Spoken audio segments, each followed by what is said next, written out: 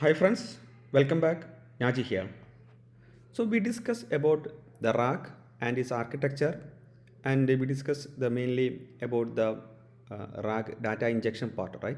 So where we discussed about the document loaders and the document splitters. So whenever we use the document loaders and the document splitters, which is actually converting the document into a data type or a class called document. So this is very important to understand the structure of the document, which will help us to understand the document loaders and splitters very easily. So as I mentioned, it's a class for storing a piece of text and the associated metadata. So which has mainly two parts. One is page content, which is the actual text part or the content of a document, and the another property is the metadata property. Okay, or we can say it's attribute. So it's a we can say the metadata is a JSON structure which in which like we can add some additional informations to the document of the document, like the author, source, or timestamp or document name. All those details can be added with the metadata. See, in our last video we discussed that when we have a large document, we will be splitting into different chunks, right? So if we have a 22 or 20 pages document, we may be splitting that into 40 chunks or maybe 30 chunks based on our use case.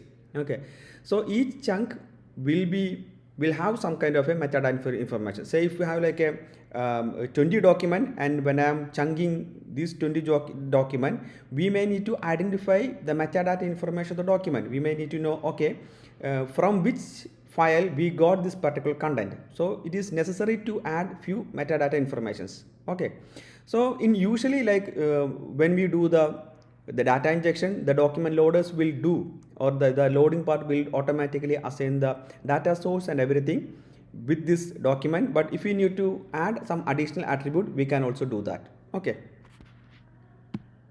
so we can see how can we create a document using Langchain and Python. Okay, so here we can see that we have a Langchain, there is a schema. So here we can implement the document. Okay, so this is the document, and we'll see we can manually create a couple of documents to understand the concept clear. So we can create, as I mentioned, we have a document content will be here. So I can say that this is my training document. Okay. Now I can mention a metadata information which will be a JSON. Here I can say that source maybe YouTube, and name maybe I can say that author, I can say Naji. Along with that, maybe I can add a ID also. ID is a unique identifier. Okay, so in this way we can easily create a document. So here we have a doc1, and I can access it to doc1.id, doc1.content, not construct, page content, and doc1. Maybe metadata also I can have. Okay, so in this way we can easily create the document. Okay, so yeah, this will be a very small video. Before going to the data loaders, I want to introduce about this document, so it will be very clear in our coming videos. Okay, so that's it. Please do like and subscribe. Have a nice day. Bye bye.